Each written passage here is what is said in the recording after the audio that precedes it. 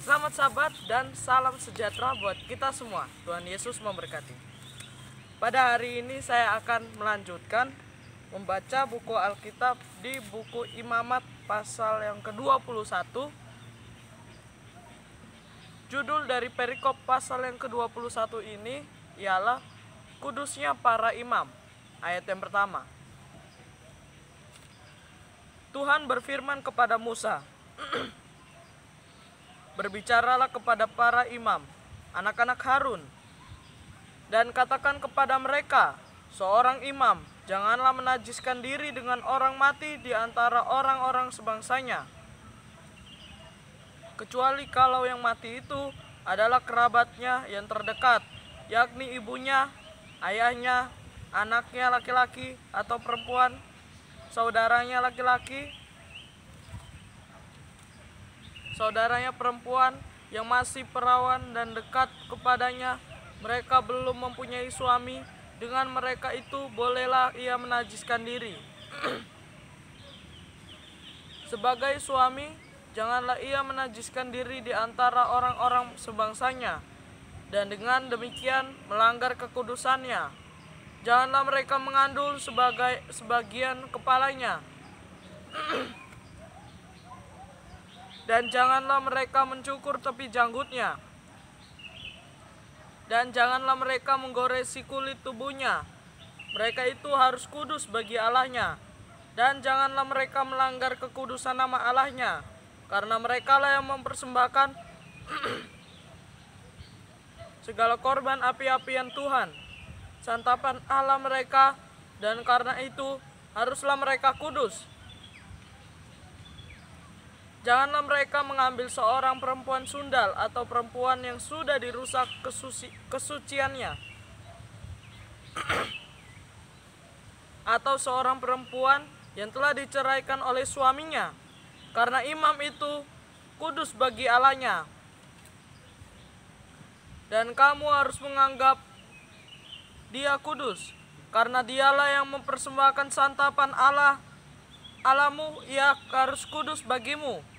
Sebab aku, Tuhan, yang menguduskan kamu adalah kudus.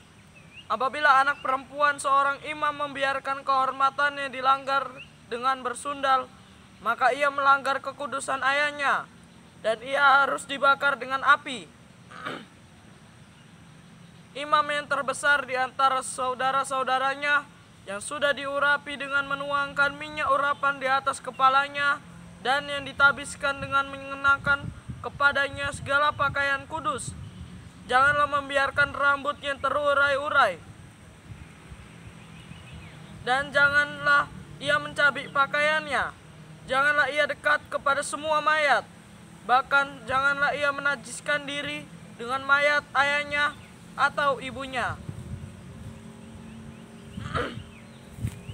Janganlah ia keluar dari tempat kudus, supaya jangan dilanggarnya kekudusan tempat kudus Allahnya, karena minyak urapan Allahnya yang menandakan bahwa ia telah dikhususkan ada di atas kepalanya. Akulah Tuhan. Ia harus mengambil seorang perempuan yang masih perawan, seorang janda atau perempuan yang telah diceraikan atau yang dirusak kesuciannya, atau perempuan sundal janganlah diambil, melainkan harus seorang perawan dari antara orang-orang sebangsanya, supaya jangan ia melanggar kekudusan keturunannya di antara orang-orang sebangsanya. Sebab akulah Tuhan yang menguduskan dia. Tuhan berfirman kepada Musa, katakanlah kepada Harun begini, setiap orang dari antara keturunanmu turun-temurun yang bercacat badannya, janganlah datang mendekat untuk mempersembahkan santapan Allahnya. Karena setiap orang yang bercacat badannya tidak boleh datang mendekat. Orang buta, orang timpang, orang yang bercacat mukanya, orang yang terlalu panjang anggotanya, orang yang patah kakinya atau tangannya, orang yang berbongkol atau yang kerdil badannya, atau yang bular matanya, orang yang berkedil atau berkurap, atau yang rusak buah pelirnya. Setiap orang dari keturunan Imam Harun yang bercacat badannya, janganlah datang untuk mempersembahkan segala korban api-apian Tuhan. Karena badannya bercacat, janganlah ia datang dekat untuk mempersembahkan santapan Allahnya. Mengenai santapan Allahnya, bagaimana baik persembahan-persembahan maha kudus maupun persembahan-persembahan kudus boleh dimakannya. Hanya janganlah ia datang sampai ke tabir, dan janganlah ia datang ke mezbah karena badannya bercacat, supaya jangan dilanggarnya kekudusan seluruh tempat kudusku. Sebab akulah Tuhan yang menguduskan mereka. Demikianlah Musa menyampaikan firman itu kepada Harun serta anak-anaknya dan kepada semua orang Israel. Pasal yang ke-22. Judul dari perikopnya ialah Kudusnya Kebaktian Korban. Ayat yang pertama.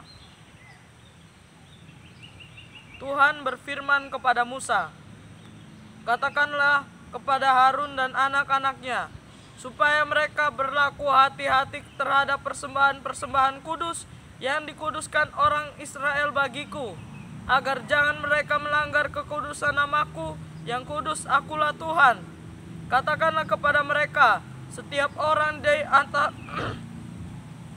di antara kamu turun-temurun, yakni dari antara kamu turun-temurun, yakni dari antara segala keturunanmu yang datang mendekat kepada persembahan-persembahan kudus yang dikuduskan orang Israel bagi Tuhan, sedang ia dalam keadaan najis, maka orang itu akan dilenyapkan dari hadapanku. Akulah Tuhan. Seorang dari keturunan Harun yang sakit kusta atau yang mengeluarkan lelehan, janganlah memakan persembahan-persembahan kudus sebelum ia menjadi tahir. Dan orang yang kena kepada sesuatu yang najis karena orang mati atau yang tertumpah maninya, atau orang yang kena kepada seekor binatang yang merayap yang menajiskan dia, atau kepada salah seorang manusia yang menajiskan dia, dengan kenajisan apapun ia menjadi najis. Orang yang kena kepada yang demikian itu menjadi najis sampai matahari terbenam, dan janganlah ia makan dari persembahan-persembahan kudus sebelum ia membasuh tubuhnya dengan air. Sesudah matahari terbenam, barulah ia menjadi tahir, dan sesudah itu boleh ia makan dari persembahan-persembahan kudus itu, karena itulah yang menjadi makanannya.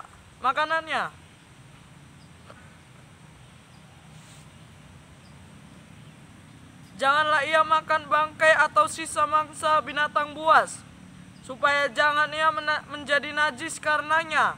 Akulah Tuhan. Dan mereka harus tetap berpegang pada kewajibannya terhadap aku, supaya dalam hal itu jangan mereka mendatangkan dosa kepada dirinya dan mati oleh karenanya, karena mereka telah melanggar kekudusan kewajiban itu. Akulah Tuhan yang menguduskan mereka. Setiap orang awam janganlah memakan persembahan kudus. Demikian juga pendatang yang tinggal pada imam ataupun orang upahan. Tetapi apabila seseorang telah dibeli oleh imam dengan uangnya menjadi budak beliannya, maka orang itu boleh turut memakannya. Demikian juga mereka yang lahir di rumahnya. Apabila anak perempuan imam bersuamikan orang awam, janganlah ia makan persembahan khusus dari persembahan-persembahan kudus. Tetapi apabila perempuan itu menjadi janda atau diceraikan, dan ia tidak mempunyai anak, dan telah kembali ke rumah ayahnya seperti waktu ia masih gadis, maka ia boleh makan dari makanan ayahnya. Tetapi setiap orang awam janganlah memakannya. Apabila seseorang dengan tidak sengaja memakan persembahan kudus, ia harus memberikan gantinya kepada imam dengan menambah 1/5. Janganlah para imam melanggar kekudusan persembahan-persembahan kudus orang Israel yang telah dikhususkan bagi Tuhan.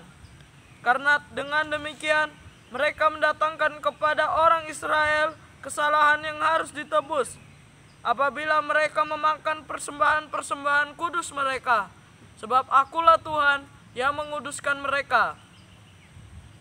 Tuhan berfirman kepada Musa, "Berbicaralah kepada Harun serta anak-anaknya dan kepada semua orang Israel, dan katakanlah kepada mereka, siapapun dari umat Israel dan dari orang asing di antara orang Israel yang mempersembahkan persembahannya, baik berupa sesuatu persembahan nazar maupun berupa sesuatu persembahan sukarela yang hendak dipersembahkan mereka kepada Tuhan sebagai korban bakaran, maka supaya Tuhan berkenan akan kamu, haruslah persembahan itu tidak bercela dari lembu jantan, domba atau kambing. Segala yang bercacat badannya janganlah kamu persembahkan, karena dengan itu Tuhan tidak berkenan akan kamu. Juga apabila seseorang mempersembahkan kepada Tuhan korban keselamatan sebagai pembayaran nazar khusus atau sebagai korban sukarela dari lembu atau kambing domba, maka korban itu haruslah yang tidak bercela, supaya Tuhan berkenan akan dia. Janganlah badannya bercacat sedikit pun. Binatang yang buta atau yang patah tulang, yang luka atau yang berbisul, yang berkedal atau yang berkurap, semuanya itu janganlah kamu persembahkan kepada Tuhan. Dan binatang yang demikian janganlah kamu taruh sebagai korban api-apian bagi Tuhan ke atas mezbah. Tetapi seekor lembu atau domba yang terlalu panjang atau terlalu pendek anggotanya, bolehlah kau persembahkan sebagai korban sukarela. Tetapi sebagai korban nazar Tuhan tidak akan berkenan akan binatang itu. Tetapi binatang yang buah pelirnya terjepit, ditumbuk, direnggut atau dikerat, janganlah kamu persembahkan kepada Tuhan. Janganlah kamu berbuat demikian di negerimu. Juga dari tangan orang asing, janganlah kamu persembahkan sesuatu dari semuanya itu sebagai santapan alamu, karena semuanya itu telah rusak dan bercacat badannya. Tuhan tidak akan berkenan akan kamu karena persembahan-persembahan itu. Tuhan berfirman kepada Musa, apabila seekor anak lembu atau anak domba atau anak kambing dilahirkan, maka haruslah itu tinggal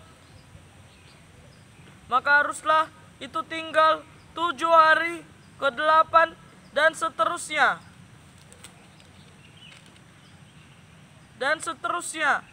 Tuhan berkenan akan binatang itu kalau dipersembahkan berupa korban api-apian baginya. Seekor lembu atau kambing atau domba janganlah kamu sembelih mereka. Sembelih bersama dengan anaknya pada 1 hari juga. Dan apabila kamu menyembelih korban syukur bagi Tuhan, kamu harus menyembelihnya demikian hingga Tuhan berkenan akan kamu. Pada hari itu juga korban itu harus dimakan. Jangan kamu tinggalkan apa-apa daripadanya sampai pagi. Akulah Tuhan. Dengan demikian, kamu harus berpegang pada perintahku dan melakukannya. Akulah Tuhan.